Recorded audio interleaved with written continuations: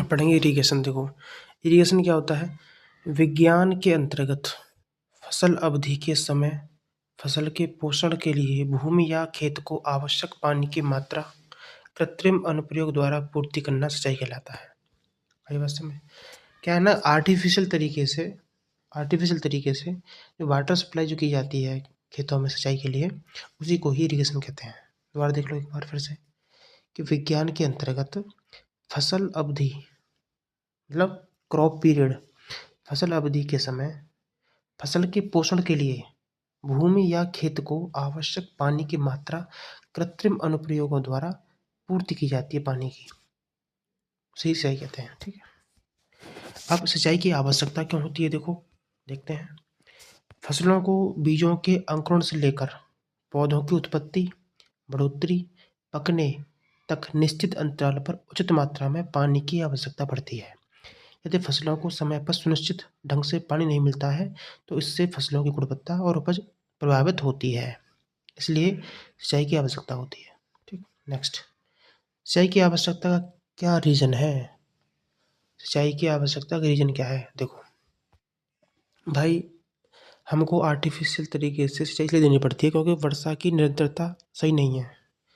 वर्षा की अनिरंतरता, अगर बारिश रेगुलर होती रहे तो हमको सिंचाई देने की जरूरत नहीं पड़ेगी। ठीक है, इसलिए बारिश जो है निरंतर तरीके से नहीं होती है, ये इसका रीज़न है सही करने का। दूसरा, मृदा जल धारण क्षमता में अंतर। ठीक है, कोई मृदा ऐसी होती है जो तुरंत सूख जाती है तो उसको बार बार सिंचाई देनी पड़ती है। कोई मृदा पानी सूख के लिए बहुत समय तक रखती है तो कम देना पड़ता है। तो मृदा जल धारण की क्षमता भी डिपेंड करती है। ठीक है, सिंचाई की आवश्यकता क्यों होती है? तो ये भी रीज़न है, ये भी रीज़न है। अगला, नगदी फसल उगाने व खाद्य स्थिति को मजबूत करने के लिए। नगदी फसल के लिए तो पानी की बहुत आवश्यकता रहती है और खाद्य स्थिति को मजबूत करने के लिए इरिगेशन देना जरूरी है। Next, Sandy soil required frequent irrigation. पूछे कि किस प्रकार की सॉइल में फ्रीक्वेंट इरिगेशन की जरूरत पड़ती है? फ्रीक्वेंट इरिगेशन की रिक्वायरमेंट रहती है, मतलब फ्रीक्वेंट माने क्या होता है? तो फ्रीक्वेंट का मतलब होता है बार बार सिंचाई। ठीक है, जो सैंडी सॉइल होती है, बलुआ मिट्टी, उसको बार बार इरिगेट करना पड़ता है, सिंचाई करनी पड़ती है, वो सूख जाती है ना। अब हम पढ़ेंगे सिंचाई के लाभ। इरिगेशन के लाभ क्या है? पहला, अन्न उत्पादन में बढ़ोतरी। भाई अन्न अच्छे से होगा, उसमें इम्प्रूवमेंट आएगा, ज़्यादा से ज़्यादा अन्न उगाया जाएगा। ठीक है, मूल्यवान फसलों की उपज, जो मूल्यवान फसल हैं, वैल्यूएबल फसल होती हैं, उनकी उपज। ठीक है, किसानों की आर्थिक स्थिति में सुधार होता है। ठीक है, नेविगेशन में, अंतर्देशीय नेविगेशन में सहज लाभ होता है। ठीक है, और वनीकरण में बढ़ोतरी, एफोर ए एफोरेस्टेशन, फर्स्ट में जंगल होता है ना, तो वनों में बढ़ोतरी होती है। घरेलू जल वितरण में सिंचाई के लाभ होते हैं। ठीक है, नेक्स्ट, सिंचाई की हानियाँ क्या क्या, सब याद करना पड़ेगा, सब आए हुए हैं, कोई पूछ लेगा एक उसमें से। नेक्स्ट, अब सिंचाई से हानियाँ क्या है? सिंचाई ज़्यादा करने से क्या होता है? जल भराव, वाटर लॉगिंग हो सकता है, जल भराव की समस्या, जिसके कारण फसल उत्पादन में कमी हो जाती है। भाई हमेशा वाटर भरा रहेगा खेत में, खेत कभी खाली नहीं होगा तो आप फसल नहीं उगा पाओगे ना, तो वाटर लॉगिंग की कंडीशन बन सकती है। नेक्स्ट, नमी और दलदली भूमि के कारण उत्पन्न मच्छरों द्वारा मलेरिया, डेंगू आदि जैसी बीमारियों का फैलना ज़्यादा सिंचाई करने से। भूमि में लवणता की मात्रा बढ़ जाती है सिंचाई से। ठीक है, ये सब हानियाँ हैं। अब पढ़ेंगे भारत में सिंचाई, इरिगेशन इन इंडिया। तो भारत में कुल क्षेत्रफल कितना है जो सिंचाई की जाती है? 3288 लाख हेक्टेयर। ठीक है, भारत में कुल क्षेत्र 3288 लाख हेक्टेयर है। ठीक है, और कृषि योग्य क्षेत्र इसमें कितना है? 1860 लाख हेक्टेयर। और इसमें से शुद्ध कृषि योग्य क्षेत्र कितना है? 1750 लाख हेक्टेयर। और सिंचाई योग्य क्षेत्र कितना है? 57% या 1027 लाख हेक्टेयर। याद आई बात? पहला क्वेश्चन पूछेगा भारत में इरिगेशन करने के लिए, भाई बताओ, पहले तो ये बताओ कि भारत में कुल क्षेत्र है कितना? 3288 लाख हेक्टेयर।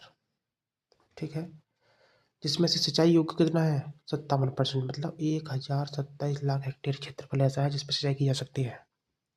टोटल तो इतना है, ठीक।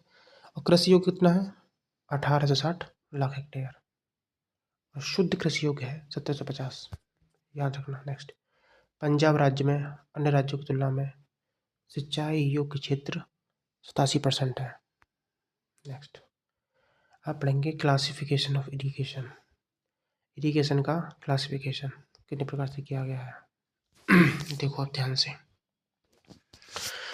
इरिगेशन जो होती है ना, दो प्रकार से की जाती है, एक सरफेस इरिगेशन, एक सब सरफेस इरिगेशन, ठीक है। सरफेस इरिगेशन में क्या होता है, इसमें आता है फ्लो इरिगेशन और लिफ्ट इरिगेशन, ठीक। और सब सरफेस में आता है नेचुरल सब सरफेस इरिगेशन और आर्टिफिशियल सब सरफेस इरिगेशन, ठीक। यहाँ तक होगा।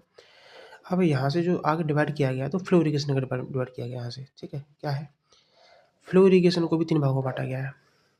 पेरिनियल, जिसे 12 मासी बोलते हैं, पेरिनियल या कंट्रोल्ड इरिगेशन बोलते हैं इसको।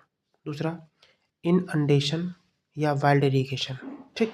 और तीसरा नॉन पेरिनियल इरिगेशन। रट लेना एक एक क्वेश्चन, ठीक। अब जो पेरिनियल 12 मासी है ना, पेरिनियल या कंट्रोल इरिगेशन, इसको 2 भागों में बांटा गया है, डायरेक्ट इरिगेशन और स्टोरेज इरिगेशन, ठीक है।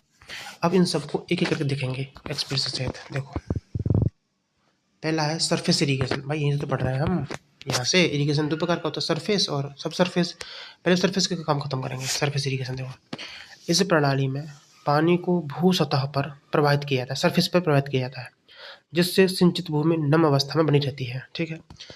सिंचाई का वर्गीकरण भूमि के लिए उपयुक्त है, ठीक है भाई, जरूरी है।